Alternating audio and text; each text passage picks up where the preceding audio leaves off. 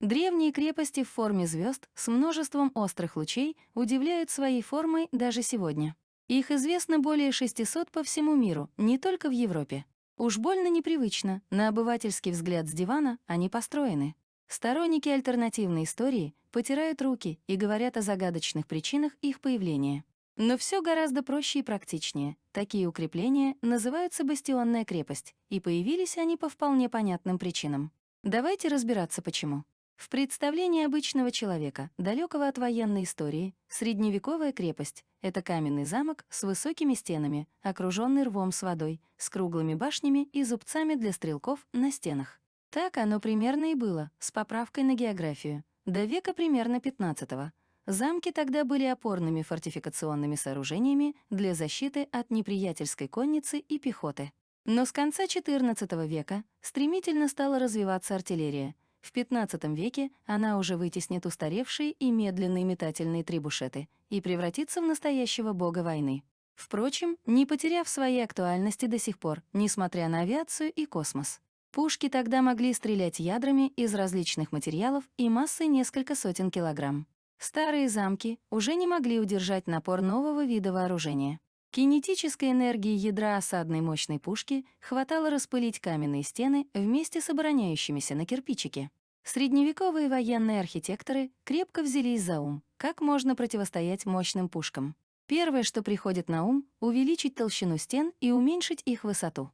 Но это банально долго и дорого, да и не везде территориально можно построить конструкцию с такой огромной массой. Но тут нужен качественно новый конструкторский подход.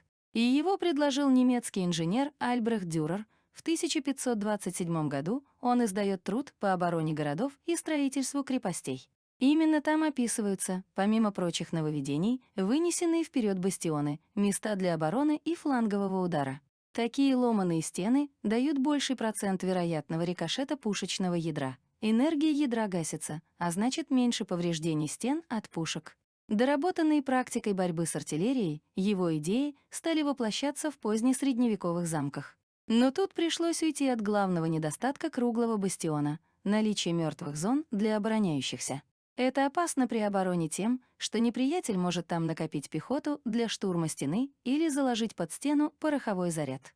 В более старых замках были бойницы, направленные вниз, мушикули, и зубцы сверху стен, но с господством артиллерии их строить перестали, делали только узкие бойницы в толстых стенах.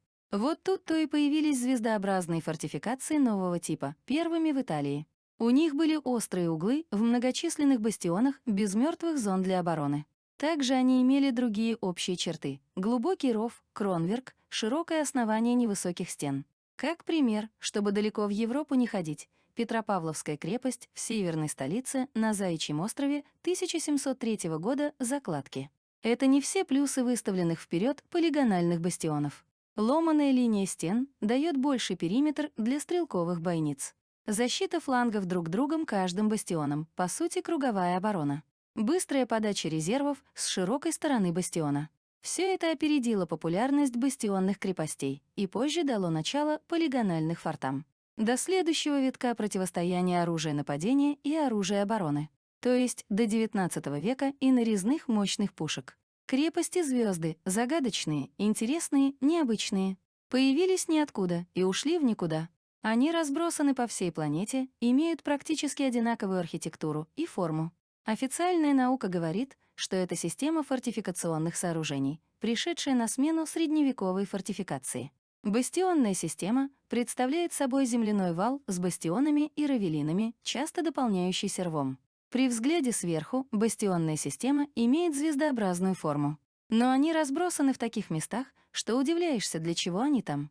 И что в этих местах оборонять? И созревает вопрос: звезды по всей планете разбросаны, а эта тема не является в нашем мире актуальной. Почему? Я ни к чему не призываю, но посмотрите даже Австралия, а острова в Тихом океане. Зачем? От кого там обороняться? Появление бастионной фортификации в Средневековье было связано с развитием артиллерии. Городские стены плохо выдерживали артиллерийский обстрел. Стены стали строить ниже и толще, иногда даже из земли, и только облицовывали камнем. Стали возводить пятиугольные бастионы вместо башен. Фасами назывались передних стороны бастиона, фланками — боковые, тыльная сторона — горжей. Бастионы позволяли эффективнее обстреливать врага с фланга. Прямые стены бастионов позволяли всей артиллерии концентрировать огонь на одной цели. Со временем бастионы строили все больших размеров. Бастионы могли быть целиком каменными, кирпичными, земляными, облицованными камнем или вовсе только земляными. Бастионная система появилась в конце XV века и в XV-XVI веках распространилась по Европе. Версия конспирологической крепости звезды возводили люди, обладающими способностями придавать граниту разные формы, размягчать, укладывать. Всем известная полигональная кладка гранита — способ, который до сих пор ученые не могут объяснить. Возводили их по одному архитектурному плану по всему миру с учетом особенностей рельефа местности и глобальной картины мира. Споры до сих пор не угасают о местах этих строений и значении их для государства. Но есть отдельные мнения о том, что они служили некими генераторами энергии, они стоят в определенных точках нашей планеты. Пики крепостей направлены друг на друга и на полюса Земли. И раньше на них стояли определенные устройства, механизмы, с помощью которых генерировали, добывали газ или электроэнергию. Но почему они сейчас не работают? Во-первых, невыгодны глобальным корпорациям, а во-вторых, утеряны технологии для включения этих заводов энергии. А давайте предположим, что наше государство захотело запустить эту сеть генераторов энергии. Но все не так просто. Ось нашей планеты не в том месте, что 300 лет назад. Некое глобальное изменение произошло, и магнитное поле Земли сместилось. И из-за этого глобальная карта размещения этих сооружений изменилась. Они не отвечают требованиям системы. Чтобы все заработало, нужно либо сместить ось Земли назад, либо строить новые сооружения. Древние сооружения, такие как пирамиды, старые церкви, возрастом больше 300 лет, мандиры, индуистские храмы и прочие, они имели другое предназначение, нежели в настоящее время. Версия вибрационное возникновение крепостей звезд, но есть еще одна версия происхождения этих звезд. Их строила сама Земля. Нет не каменные гранитные стены, а земляные валы, впоследствии, которые люд одели в гранит. Впервые наличие стоячих электромагнитных волн и их частоты в системе поверхность Земли, ионосфера, было предсказано ирландским физиком Ф. Фицджеральдом в 1893 году. В 1900 году, по всей видимости независимо, к схожему выводу пришел Никола Тесла, запатентовавший в 1905 году. Тесла охарактеризовал Землю как резонансный контур. Он был недалек от истины. По его подсчетам, резонанс составлял 6,18-30 Гц. Эти значения довольно близки к полученным экспериментально 7,83-32,4 Гц. Английский физик Оливер Хэвисайд предположил наличие ионизированного слоя в атмосфере еще в 1902 году.